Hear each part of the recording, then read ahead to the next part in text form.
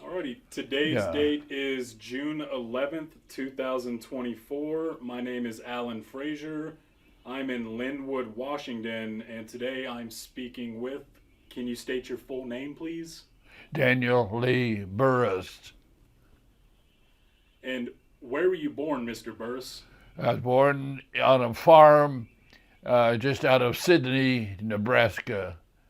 My dad was a farmer, and uh, back in those days, that was 1926, and so in those days there was very little bus travel, and we were on that farm out there. So I did not get into school until I was 7 years old. And Dad decided, well, he needed to move to town to get me in school because I was already late. Other kids were all six or so when they started school. Here I am, seven, and I've never been to school before. So we moved to town, and I got in the first grade. And so all through my years in school, I was always 1 year behind everybody else. But I never let on. I never let people realize that I was the old guy in the class. But that's where I got started. Uh, we we finally, Dad decided that his mother and brothers were in California, and so he decided to pack us up, and so we made our way to California, and then I was in the second grade then when we moved to San Bernardino. So that's where I grew up, was in San Bernardino.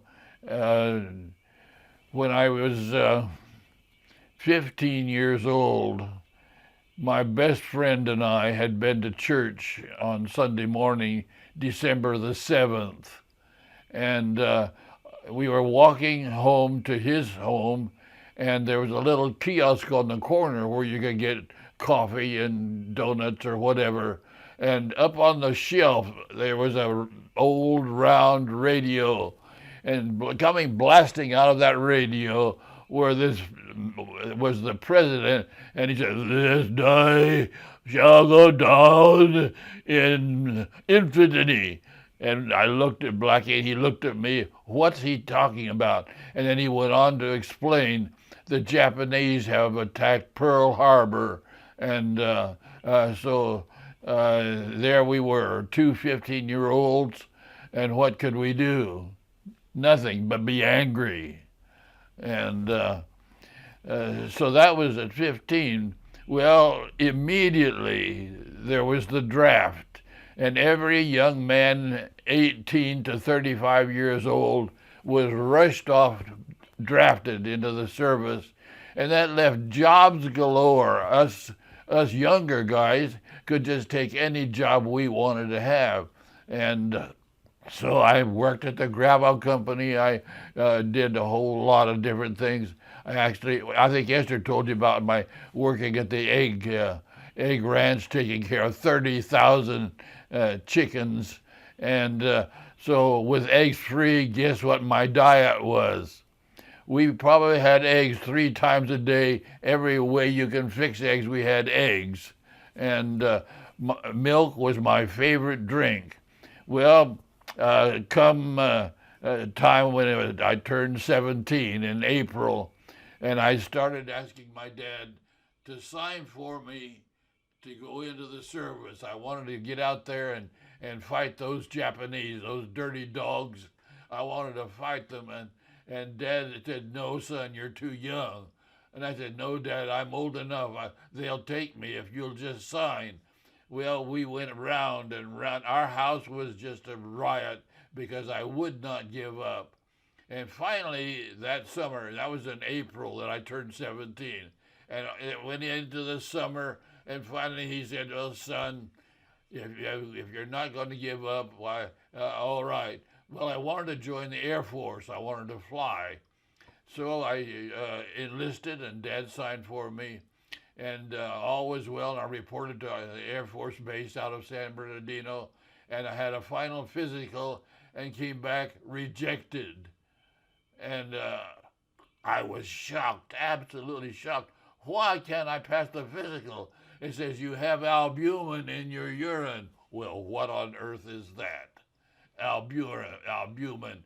So I looked it up. Well, it was a bad kind of protein that comes from too much of certain kinds of protein. Well, here I am on a diet of eggs. Milk was my favorite. My favorite snack was cheese. And so, with that as my diet, I had albumin in my urine. I was rejected. Well, I decided, boy, no more eggs, no more milk, no more cheese. And I went from that summer when I was rejected from the Air Force, and come Christmas time, I was starting in on Dad again. He said, son, they don't want you. They already told you that. And I said, Dad, I'll go to the Navy and they won't know. And I kept on. Finally, in December, he said, all right, son. And he signed for me. And the only time I ever saw my dad cry was the day he put me on the bus to head for San Diego to go to boot camp. And that was in January. And I was 17 since April, and here it is now getting into the Navy. And boot camp, oh, I tell you, boot camp will make a man out of you in a hurry. And I endured boot camp, and then when we finished, the whole, I know, the crowd of us, 300 or whatever, I don't remember, and they shipped us across over in San Diego over to the Air Force Base, and the Navy Air Force Base, and I was assigned a job, captain of the head. You know what the head is in the Navy? The toilet. And I'm the captain of the toilet. My job was to polish the porcelain and keep the place in order. Well, boy, that's not what I joined the Navy for. Well, then I heard that they're going to have a gunnery school. And boy, I applied in a hurry for that, and they accepted me. So I was in gunnery school. It was a whole 6 weeks where you learned, starting with a shotgun and shooting a target and all. And after a while, we graduated to flying an aircraft in a turret with 50 caliber machine guns, and we'd be out over the ocean where nobody would get hurt down below because we're firing machine guns. And this fighter plane would come from everywhere and would be trailing a target behind. Well, we were to shoot that target. When it come into view, we were to shoot that target. Well, I learned you cannot hit a target, a moving target, by aiming at it. I learned that in a hurry. And so every fifth shell was a traitor, a tracer.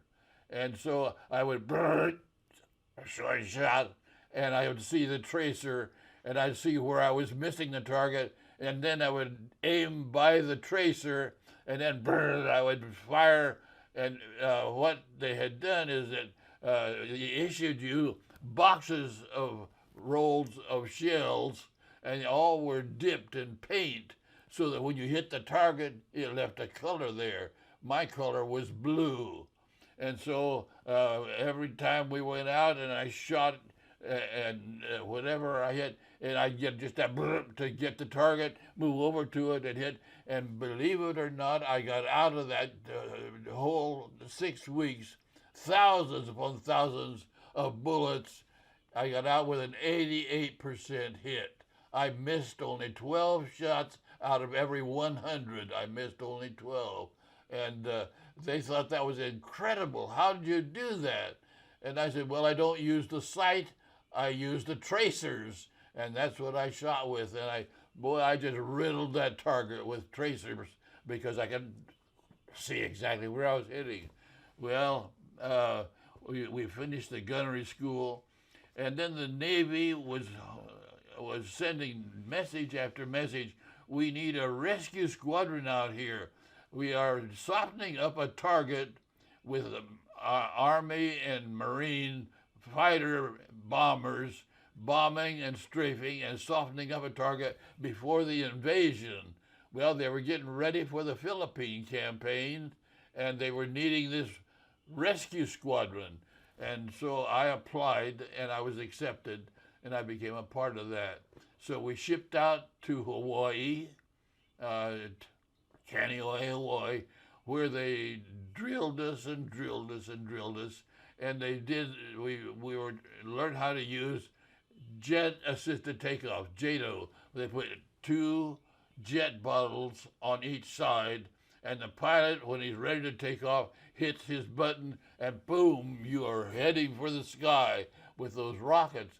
That's so we can make open sea landings, make a rescue, and not being able to have a runway with all the waves and stuff.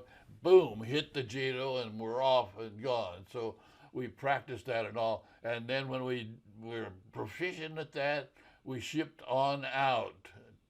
And we were going to be in the Philippines campaign. That was our first campaign, was the Philippines campaign. And we aboard a seaplane tender. We were flying PBMs. You have one up there, that a model of it, flying PBMs.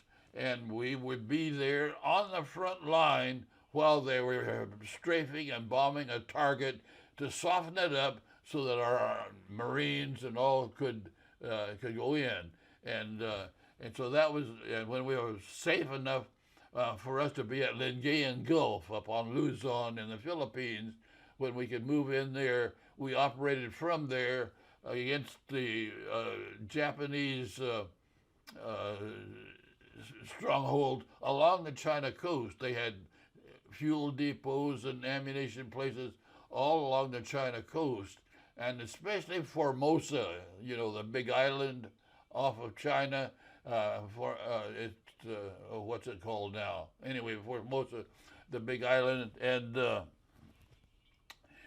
they had to soften that up, and we had to cover that. We flew every third day, and then the other third day we were after we were been out, because we were long hops, up to 15 hours, covering these bombing and strafing raids. And whenever somebody was in trouble, they would call Dumbo. That was our call. They would call Dumbo, and when we heard a Dumbo call, we'd answer it, and they'd say, "Well, I'm hit. I'm going down," and they'd give us their location, and we'd head in there. Well, if it was inside the Japanese strong points, they would send a fighter escort with us, and they would strafe and soften up while we got in and rescued the downed pilots. Well, on 2 different occasions, we got all mixed up on the escorts, and they were in one place, we were in another, waiting.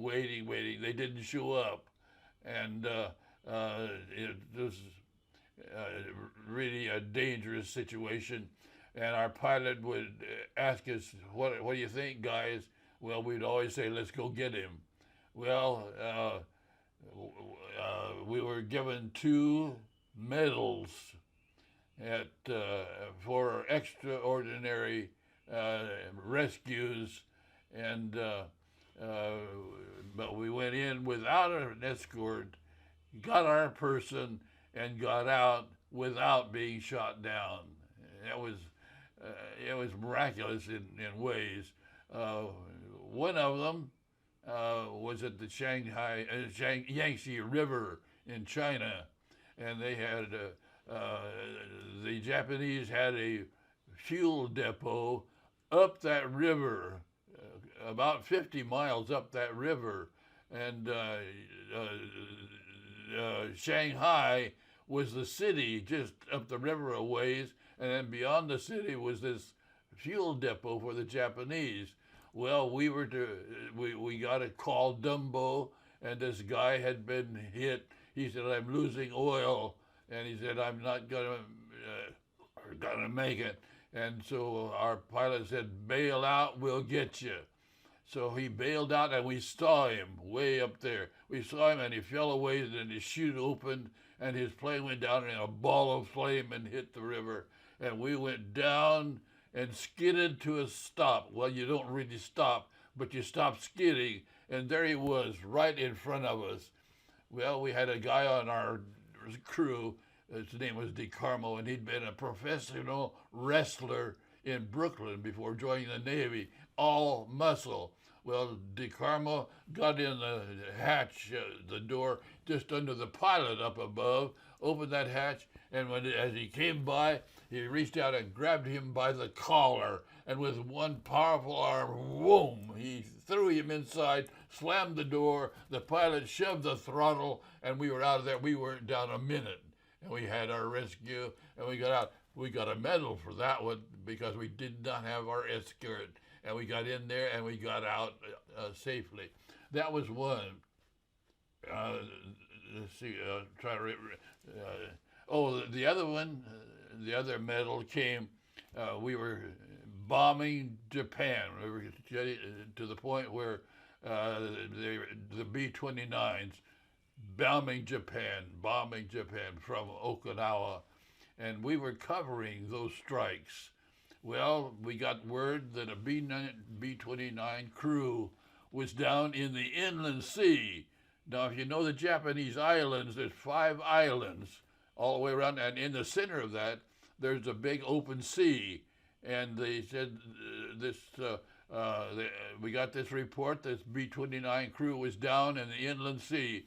And we were to have a squadron, mind you, a squadron of P-38s, which is that twin-engine fighter plane, the fastest plane we had, up to 700 miles an hour with that P-38. And they were sending a whole squadron in with us because we're going into the inland sea, totally surrounded. Well, we went to our meeting place, and they didn't come. We waited and we waited and we waited. And finally, the hours went by, and finally our pilot said, "We can't wait any longer because if they come, they won't have enough fuel to get us in and out. What do you think, fellas?" "We'll go for it." So here we are heading into the inland sea. The main island on the right had a huge stone cliff all the way in. And our pilot got right over next to that, down on the water, just skimming the water, and he was flying by the shadow on the rock to keep our wing from hitting that rock. We were that close that he was flying by just a few feet from that stone wall, and we were sneaking in right down on the water, and finally, about halfway in, somebody up there spotted us, and so they turned all the guns down. Well, they couldn't get them clear in. Here's the wall, and I was the tail gunner for those. Because of my 88% record, they put me in the tail turret because I get the last and best shot at an incoming aircraft. So here I am sitting in there, and here they come, and the shells down, and I can see the sea just foaming with the shells, but they couldn't get them because they were up on the top and they couldn't get their guns far enough in. And we got in there, and we found 5 rafts empty. The Japanese had beat us to them.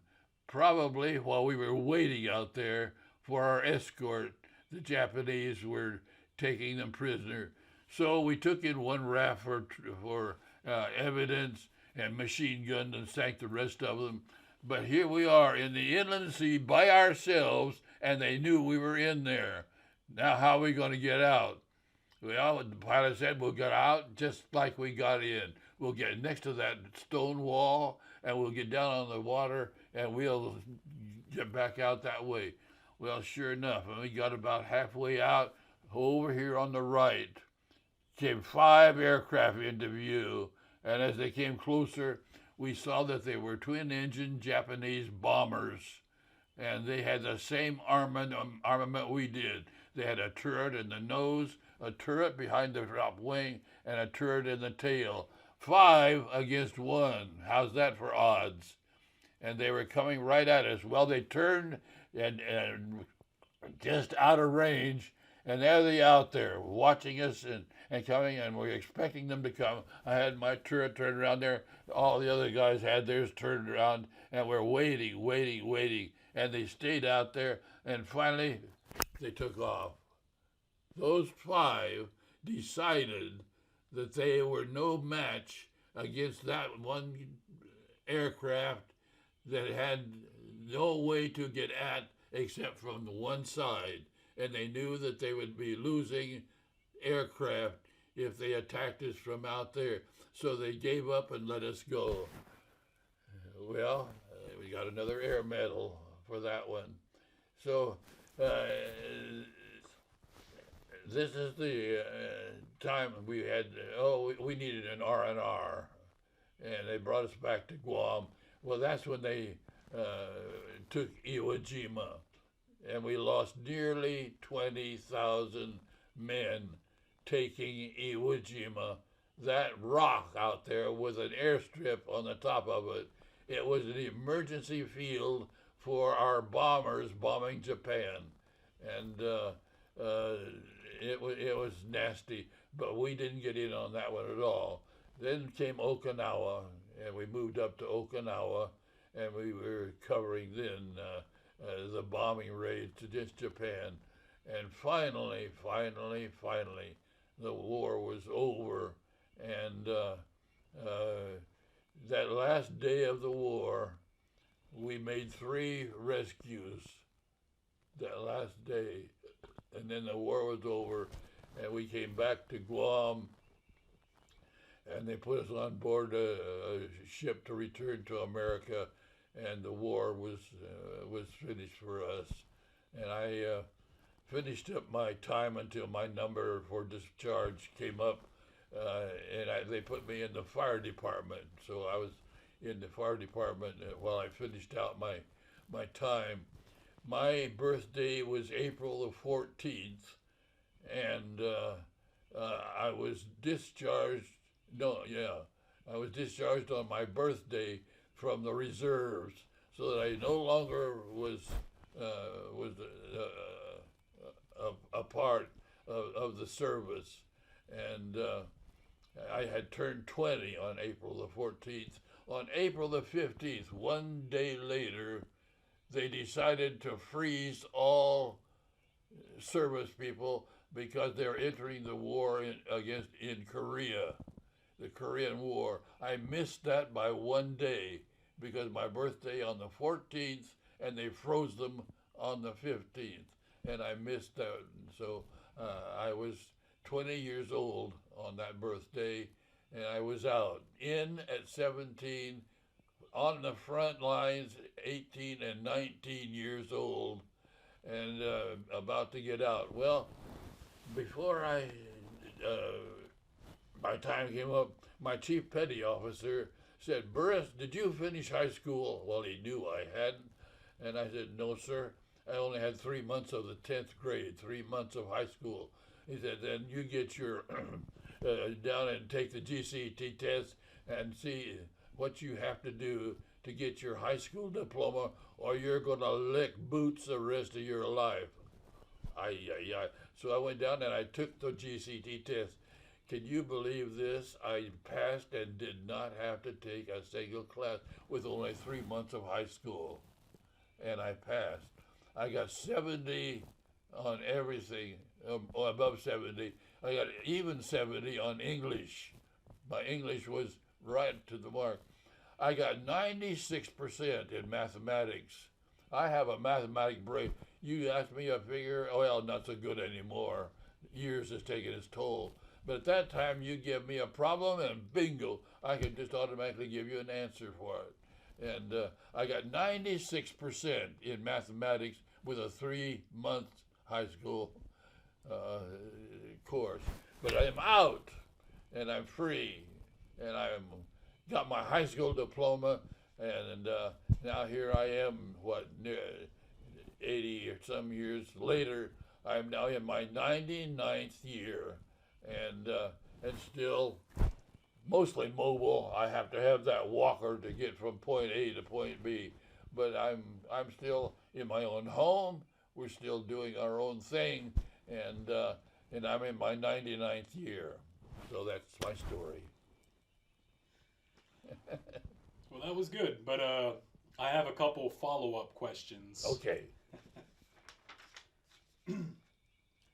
We'll have to backtrack a good bit. Now you can use that thing and write it for me so that I can understand. I will in a second, but for now, Okay. you told me where you were born. When were you born? I'm sorry. When were you born? 4/14/26 makes me in my 99th year.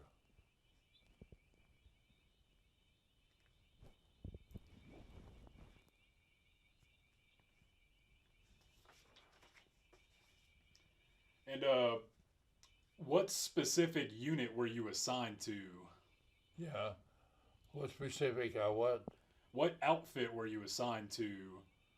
You said it was a rescue squadron, which Yeah, Rescue Squadron 4, and that was our sole duty, is to cover the raids before the invasion, and so we were frontline stuff. And you mentioned you were on a PBM. But who? You were on a PBM, is that right? Yeah, What did you think about the PBM? sorry. What did you think about that plane? Well, what do I think about The PBM? the medium? No, the plane, your plane. Oh, the plane. Oh, it was for the job it was called on to do. It was amazing, and even beyond the amazing, our pilot was something else. He got us down in a rolling thunderstorm. The waves were as big as this house, and he set that thing down between the waves. He set it down crosswind between the waves. And to get out of that, get back off again after making the rescue, instead of going into the wind to get out, it'd be all waves. He'd go down the groove between the waves, go down the grooves and out. He was a magician with that airplane. He could make it do anything. Now, before you went overseas, Yeah. how did you, or what did you think about going into combat? How were you feeling? Well, as I said, jobs were everywhere. And so I can just take my pick of jobs. At 15, I was working for the gravel company for the summer, driving a dump truck at 15 years old.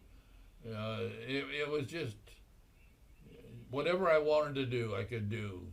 Whatever. Make money? Yeah. What did I save it for? One day I'm going to get a car.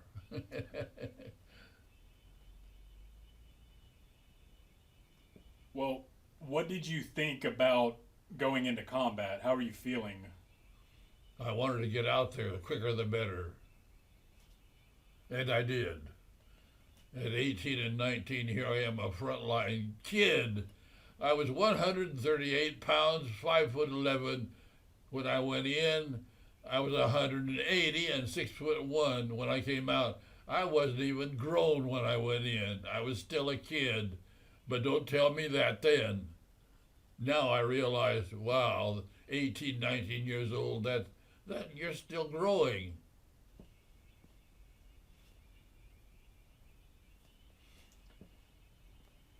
How many pilots total do you think your plane rescued? We had, we had pilot, co-pilot, flight engineer, and then there were 5 of us that were crewmen, gunners, and so forth. 8-man crew in that PBM. How many men did you rescue from the ocean? Oh, I don't know. I've got a logbook. somewhere. I don't think I ever counted them all. Uh, we just spent the 15 hours standing by, waiting, and finally the raid was over and our job was done and we weren't needed. We had those flights as well as others were those that I told you that were extreme rescues, and we did it and got away with it. Now, are those missions recorded in the logbook? Yeah. What else is in the logbook? Well, I had most of the names of those that we rescued, but I didn't get them all. And I've never really checked those names to see if there's anybody that I can ask if their father or whether it was one of them. I remember the name was Lawson and a Smith. And, we had all kinds of names, and there are all kinds of people. So that was a lost cause to try to find some relative of somebody that we rescued, and I gave up on that.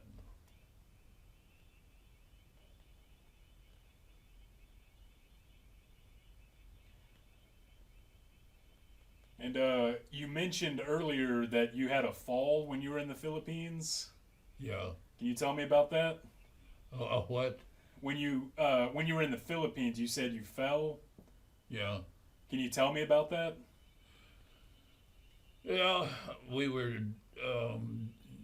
doing 5-year mission trip to the Philippines, and some friends and I were up on a hillside up high, and we were walking around. And it was a rainy, muddy day, and it was a long hill down to the bottom. But I slipped and fell, and when I slipped and fell, I started rolling. And every time I rolled over, I hit my head on the ground, and I couldn't catch myself. And I rolled clear to the bottom, bang, bang, bang, hitting my head on the ground.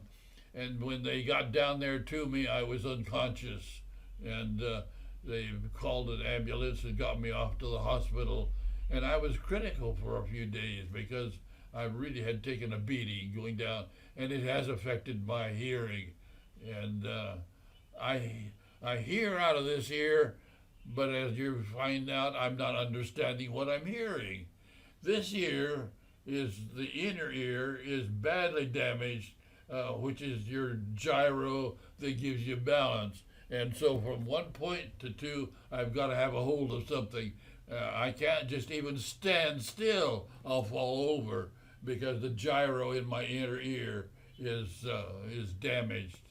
And so I've got good hearing here, very poor hearing altogether here on the right ear. But it's a result of that nasty fall down that hill. And can you tell me about being a missionary? Can you tell me that part of your life? About what? Being a missionary? The rest of it? Can you tell me that story? Well,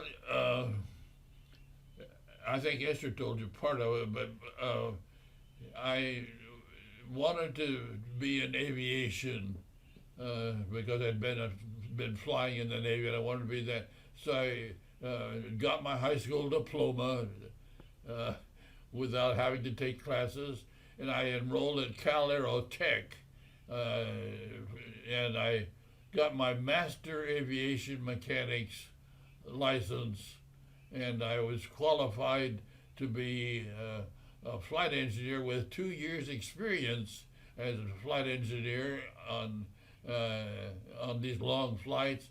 And so Flying Tiger Freight Lines were forming a delivery service from San Diego to Tokyo, and it was a week over and a week back and then 2 weeks off. So I had 2 weeks vacation every month and $500 per trip. Well, they were just putting it all together, and so I went to visit at home, and one of the girls that I used to kind of chum around with. Anyway, I was talking to her, she said, well, what are you doing? And I said, well, I've got a job with Flying Tiger Freight Lines, and so I'm waiting for them to get started. And she said, well, when are they going to start? This was September.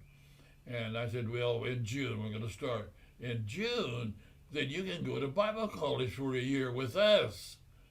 And I thought about 30 seconds or less. I said, well, sure, why not? I've got that whole year. I'll just go to Bible college and be with my friends from the church. So off we went to Minnesota Bible College, and I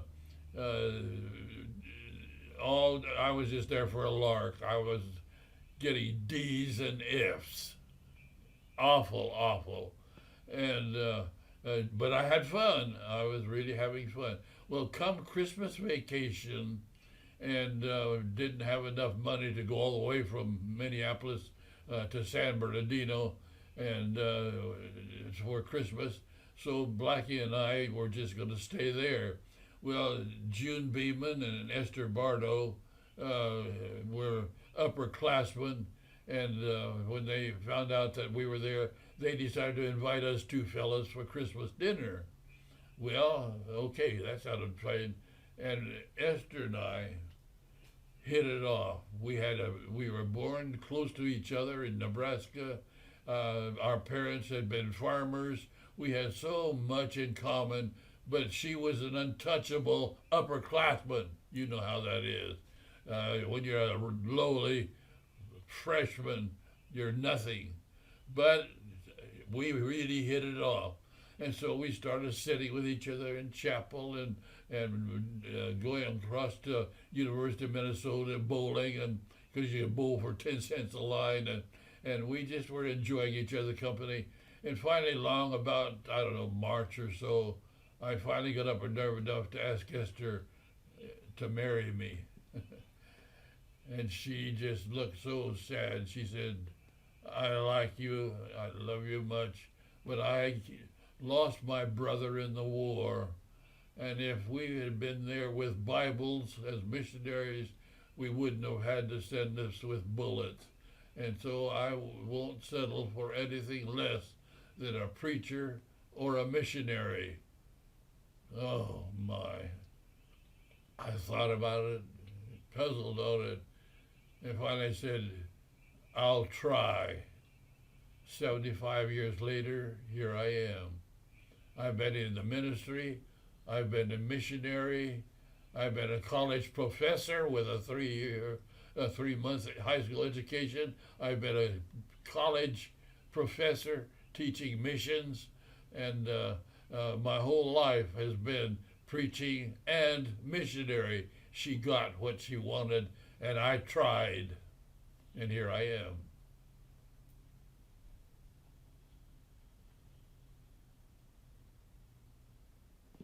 And can you tell me about your time in Africa?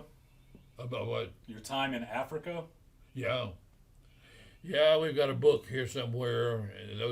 We were there for 8 years, and we went to a bush station where there was no transportation, nothing, and you had to have your own aircraft because there was the season that you couldn't get out to get food, and so you needed an aircraft. Well, here I am with all of the licenses I needed, and all I needed was the aircraft, and so I put out word to the churches, and they gave me enough money to buy an aircraft and shipped it over. And so we were bush missionaries, and I was establishing churches there and training the locals to be preachers, and that was my basic work. That was not known in those days. In those days, you were taught in Bible college about missions, and you did the preaching because the nationals wouldn't get it right, so you do the preaching. Well, okay, so I was doing that as I'd been taught, but I had a fellow working for me named Slopeko, and he came to me one day and he said, Fundisi, which is sir, Fundisi, would you teach me to preach? Well, that was unheard of. Well, I thought for about 2 seconds, and I was sure. Let's go over here and sit on the log. What would you like to preach? And he said, you teach me to preach. And so we started with John 3:16. God so loved the world that he gave us his only begotten Son, that whoever believes in him should not perish, but have everlasting life. I said, that's my favorite verse. Let's fill the search. So I asked him now different questions, and we put together his own illustrations to that passage of Scripture. And he was off to preach on Sunday, unheard of. But he had his village people, and he invited other villages around to come while he preached to them. Well, lo and behold, the next week he came back, and he said, can you help me with another sermon? Well, yeah. And here comes a friend with him. Can I join? Well, here I am. And I ended up with 17 volunteers that we studied every Thursday, and I gave them and helped them with a sermon. And then when it became so obvious we're not going to be able to stay, the communists were surrounding us, and we were going to have to have out. I said, you bring a sermon and share with the others on Thursday, and you keep going. And they did, and that has grown, and they moved, after the war was over, they moved into town, and today there is a Bible college of volunteer preachers, a Bible college that's graduating about 30 per year. All started with Slopenko, sir, would you teach me to preach? And it's still going with a Bible college.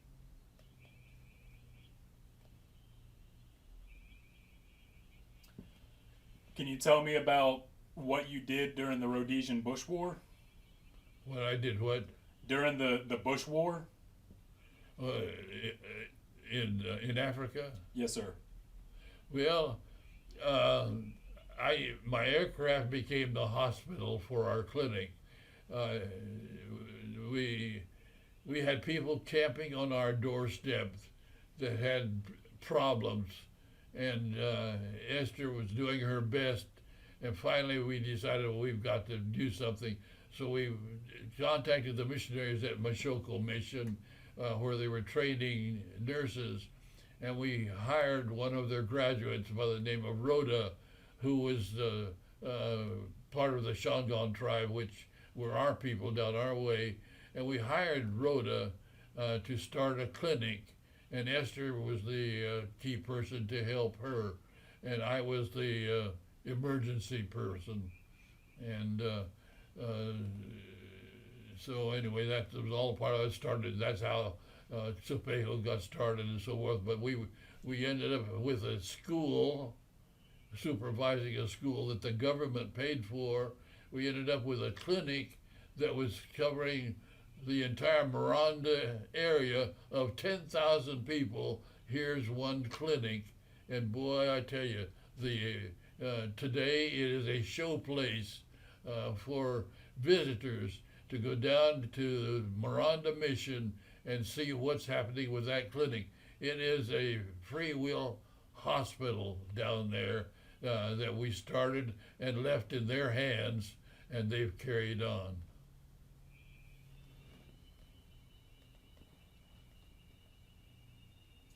And what happened during the war? What happened during the war?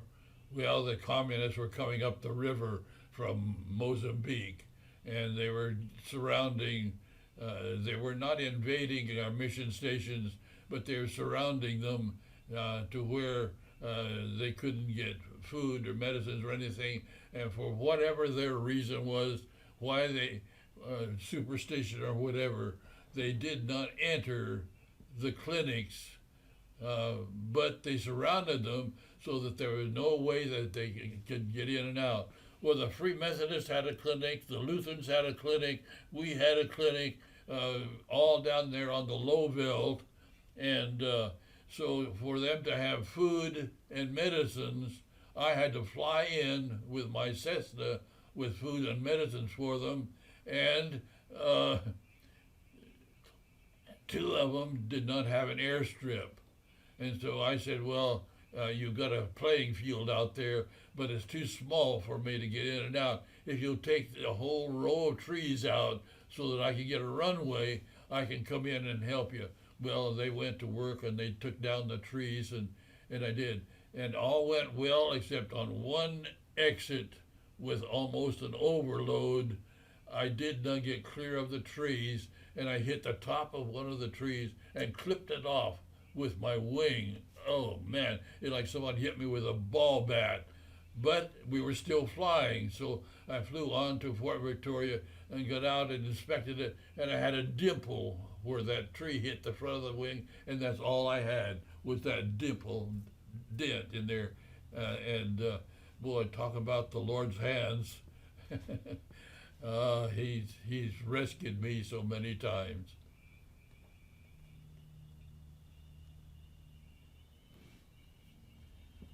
I'm gonna go back a little bit again. My what? I'm gonna go back a little bit again. Okay. When you were discharged from the Navy, Yeah. when was that? What month and year? Well, I wanted to get into aviation, so I enrolled at Caltech and had 1,840 hours instruction in aircraft maintenance and all. And so I have the equivalent of a master's degree in aircraft maintenance, and I'm a preacher. I've gone through the years.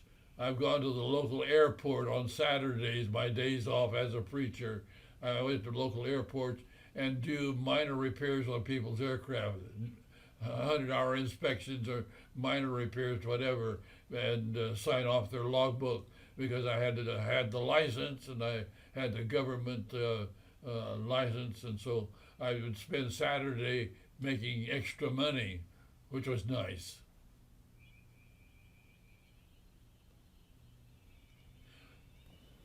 Actually, what I did is I would trade a pilot my service for equal hours with the use of his aircraft. And so I got all of my pilot's license, commercial pilot's license, and flight instructor. I got all of that on exchanging time with their plane by doing work on their aircraft. And I get hour for hour. And I got my 200 hours to get my commercial license, and so I've got the works. Carry it in my wallet, never use it.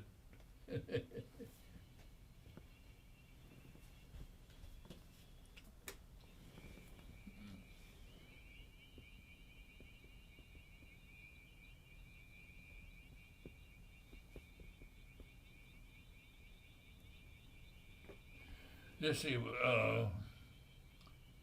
When were you discharged from the Navy? On my 14th birthday of 20 years old. It was the next day it was frozen and the Korea War started. When was this? Uh, What month and year? April 14th. And it was my 20th birthday that day, and I was discharged.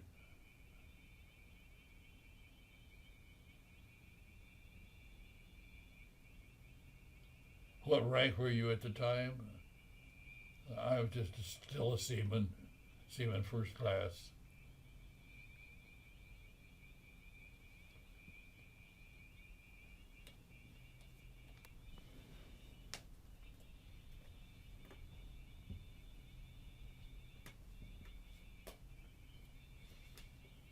Now, did you use the GI Bill in college? Did I what? Use the GI Bill? Try again.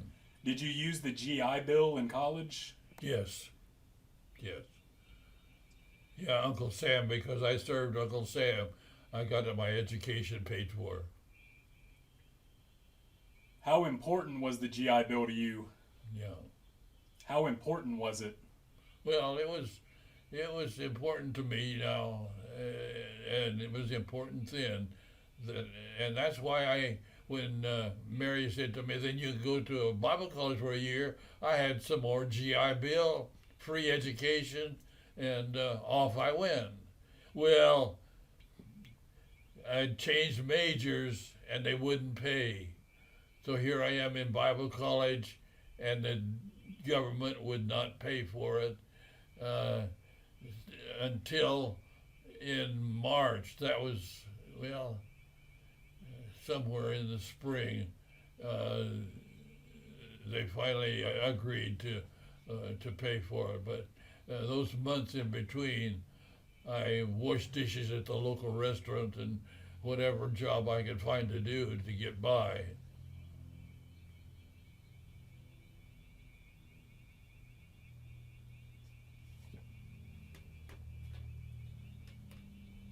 So I only have a couple more questions. Yep. But before I get to these, Okay. is there anything else that we missed that you want to tell me? Well, I don't think of anything offhand.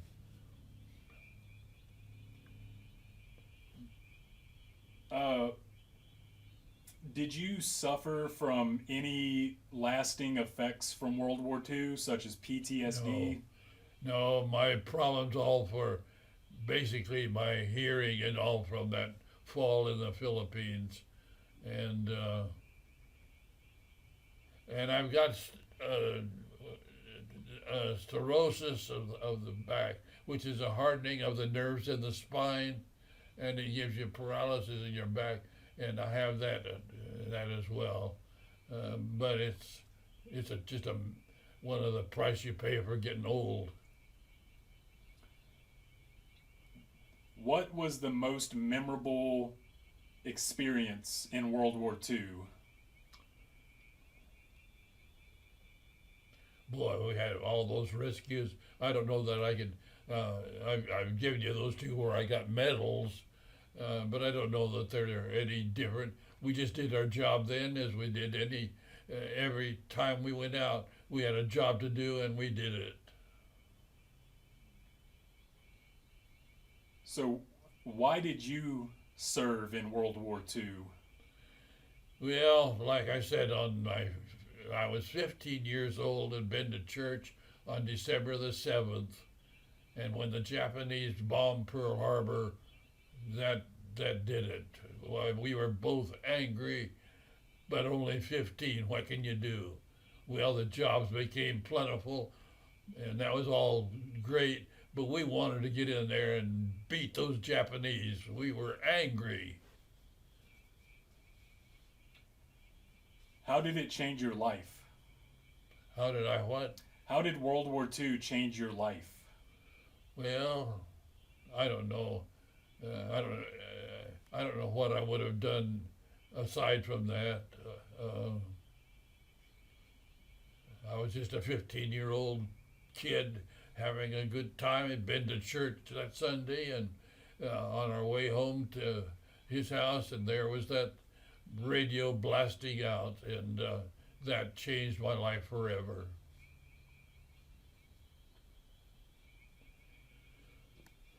What does your service mean to you today? I'm proud to have served my country. I will put a flag out there, a big flag, indicating my being a veteran, and I think it's important to be a veteran, and I don't go around advertising it, but I'm proud to be a veteran.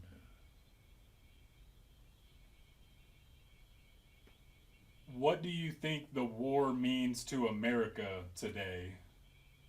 What would I do for teens? What do you think that World War II means to America? Oh, I don't know.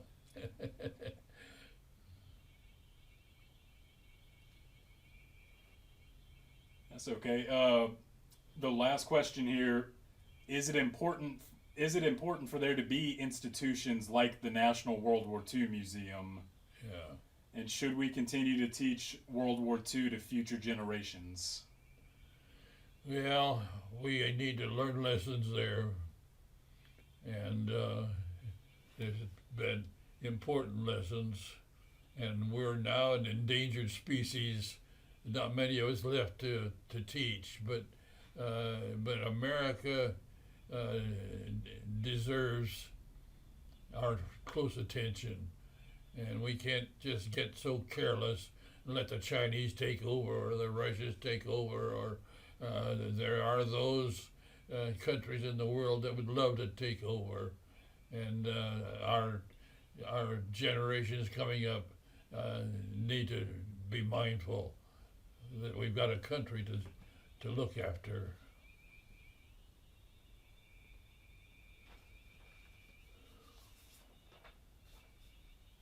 So I actually have two more questions. Okay. I missed them. But do you remember where you were when you learned of the atomic bombs against Japan? Where I was? When you learned of the atomic bombings of Japan? I'm not getting it. Do you remember where you were when you learned of the bombings of Hiroshima and Nagasaki? Oh, I don't remember.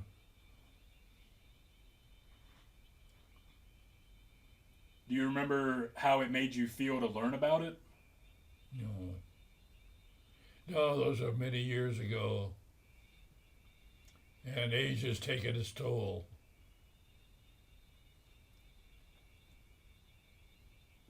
That's all right. Well, that was all the questions that I had for you. Well, I've tried to answer the best I can. Uh, I, I'm just pleased that I'm getting this far. I have no fatality issues except my age, and it's fatal. But otherwise, I don't have anything. We're getting along, the two of us, both in our late 90s. I'm in my 99th year, and still getting along. Well, you did a good job answering these questions. So Yeah. Well, they told me to keep I was having some dementia problems, and they said you need to read out loud to yourself. So I've got books here, and I read a couple of chapters every day out loud to hear myself talking, and to do mental exercises.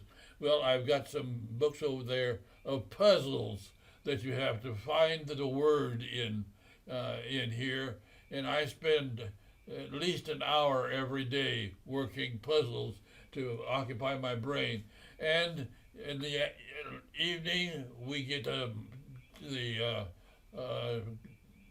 play channel, and I try to answer the questions that they have. So I'm working my brain, trying to be ahead of them when they're asking their questions on those game shows. So we watch a game show.